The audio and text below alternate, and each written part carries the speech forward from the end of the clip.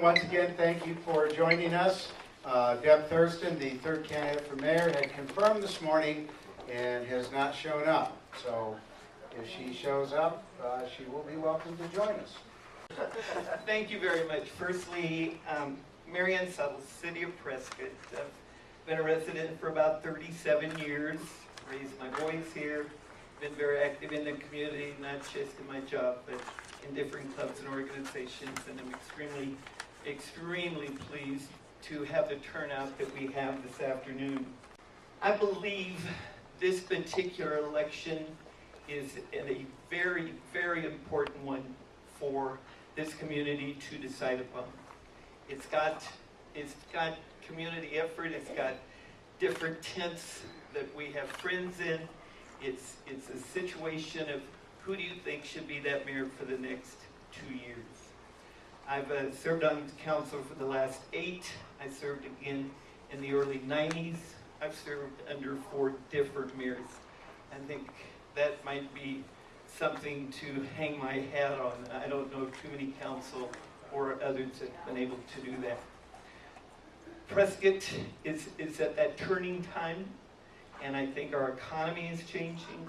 I think there's a lot of really neat things that are going to happen. So I hope this next hour forum gives you a little more information on both of us and gets you ready to vote. Thank you. Good afternoon, ladies and gentlemen. Thank you very much for giving Mary Ann and I both the opportunity to be here with you. As Mary says, we've been here many times, and it's always an honor and a pleasure. The last couple of years for me have been very exciting. Have we accomplished everything? No. We worked on a lot. The spirit of this community lives on. We went through 8 or 10 years of rapid growth.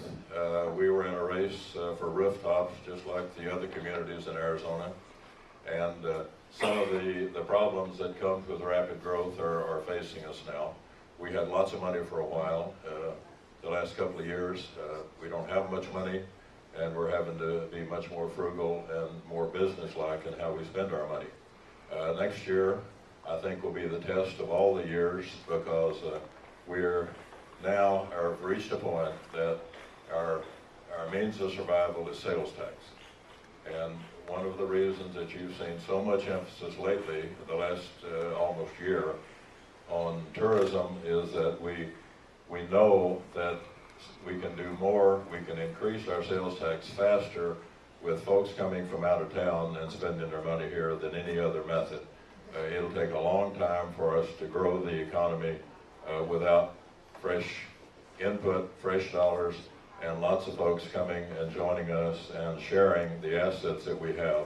That is what makes this community so great. Thank you, Mary Kirkendall, and just joining us is mayoral candidate Deb Thurston. Hi, thank you for having me here, and I am Deborah Thurston. I am just tickled to be here. And I'm that Deborah Thurston that missed the Republican Women's Forum. What's interesting is people told me, don't go, they will just slaughter you. And I said, no, they're ladies. You know, I don't have to worry about that. And so, I hear someone giggling back there. But, you know, anyhow, so I called for 3 weeks, you know, trying to get on the agenda.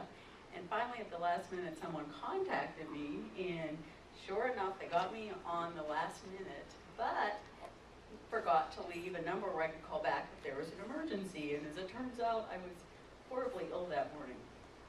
So I apologize, I wasn't able to be there, but I'm here today, and thank you. Question number 1. Marlon, you will be answering question number 1 first. What leadership qualities do you possess that would assist you in the position of Prescott mayor? What I have found for the last 2 years is that there's a conception, and it turns out to be a misconception, that you can do the job as mayor and not spend a lot of time there. My work habits my entire life have been from early morning until late afternoon, and not unusual evening and weekends. It's just the businesses that I've been in, that's the way it's been dictated. I go to City Hall at 8 o'clock every morning.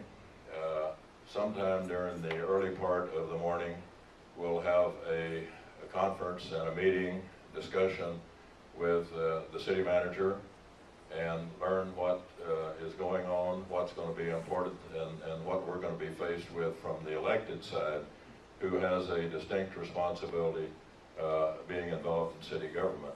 The elected side represents you folks, and the communication that we have with you on a daily basis is very important to the communication with our management people and the areas that they need to work in. And I'll give you for an example. This morning at 8 o'clock, I had a meeting with 3 local citizens that live over on Mount Vernon. And there's a street paving project that's going to be, go to the community November, December, and probably will be let for bid in February or March. They were very concerned about the access to those homes. There are several folks now that cannot use the alley to get their car in and enter their residence. So they're going to have to be able to go from the street side to get in and out of their residence. And that's going to take a little bit of a change in the way the road is built. So if we had done that without communication, why we would have a road that they would not be able to get in their home. So that's one of the things. Well, yesterday I got this Magic 8-Ball as a gift, and I found out this must be how politicians make their decisions right here. And it might be why our country is in such trouble. The answers here are really interesting. You know, I'll read some of them to you later, but, you know, so I have this going for me, as every politician does. And, you know, also, you know, I, like Marlon, I'm used to working long, hard hours, and for nothing. You know, I have been very much involved in the nonprofit community as a volunteer in our community since I've been here in 2002. And, you know, for the most part, worked, you know, 40-hour weeks, you know, and didn't get paid anything for it, you know, just for the love of my community, you know. And so I absolutely consider that a leadership quality, you know, just simply the love for my community. And, you know, it's something that I developed, you know, as a young person, watching my father very involved in his community. And, you know, as my children were growing up, that's something I couldn't afford to do, you know, because I had a career, I was raising children, and just couldn't do that. You know, so when I moved to Prescott and my children were grown and I graduated high school, that's where my career began as involvement in the community. And for the most part, I have been involved in the arts community. And I would say I gained considerable, you know, experience serving on boards and committees, etc., you know, within the arts community. And I've developed a real thick skin. You know, I don't take things personally, and, you know, I just enjoy the job. Thank you. I'm going to take a different stance. I don't believe you need to be down at City Hall 40 to 45 hours a week. We hire staff, and we have right now with us an interim city manager, and we've got people taking care of the city. Yes, we are extremely a huge part of how it runs, but I don't see myself sitting down there in that office 5 days a week, 6 days a week, 8 to 9 hours a day. And if that offends you, then just think about it. Why do we bother to keep these staff people if maybe the mayor and council can sort of work this city through its ways? I think some of the leadership qualities that I have are the last 12 years, 8 on this term and 4 in the early 90s sitting on a council. I have also served on right now 12 different boards and commissions, 4 of them being water. I am the chairman of the Namwa group I'm the secretary of Namwa and the chairman down here in Prescott with the Upper Verde Watershed Group. So you give a person responsibility and duty, a vote to go out and take care of you. And I think I have done that. I think I have shown that. And that's why I'm here for that next spot. I opened up that seat that I had for council knowing 2 years ago I was not going to run for council. And so with that information out, it was not a surprise that I was going to take that mayor spot and run for it.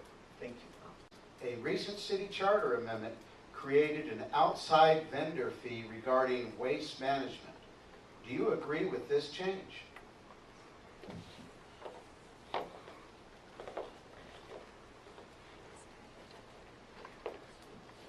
I'll admit, I'm not real familiar with that. Can you repeat the question? Recently, the city council passed a charter change regarding an outside vendor fee to be charged regarding waste management services. Do you agree with this change? Okay, now I recall what that is about. And I would say that I don't, agree with that change. If I understand it correctly, if a private waste management company comes in, to the city, they would be charged an additional fee, for their services. Is that correct? Is that how, okay. So, no, I don't agree with that. I would say that that interferes with free enterprise, and, I understand that we need to protect the jobs of our city workers, and, indeed we need to do that, and we need to, protect, our own city services. But at the same time, we absolutely cannot interfere with free enterprise. The charter amendment was done because we had been faced with a legislator passing that, well, let me back a little bit.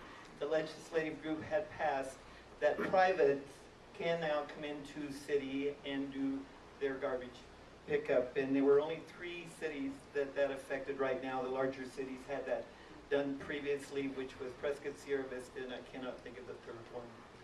But because of that, it did impact us hugely because of our waste and pickup. And what's happened, we established this part of the city department because that was our responsibility. If you lived in Prescott Valley or you were out in Chino, then you had a private vendor that did that for you. City of Prescott has for years taken care of your garbage and others. So because of that, and the people that work for it, and the equipment, and what we do with the streets and others, yes, that amendment was passed with the understanding that if the city is part of that, then the private should be part of it also. So yes, I did vote for that change. The answer is yes, but without knowing some of the history, it seems like that maybe it's a strong arm tactic of the city. As Marianne said, for years and years, nobody wanted to come in the city and pick up the trash and take care of our solid waste. So the city was forced into that business over a period of years, built about a $2 million transfer station, and has major investments in equipment and people that have been serving the city. The legislative action that opened the doors to 3 communities, Prescott, Casa Grande, and Sierra Vista, to allow outside companies come in and compete with the city for that business. It's very easy to come in and cherry pick the business, but the city is still responsible for taking care of those that the private vendors do not want.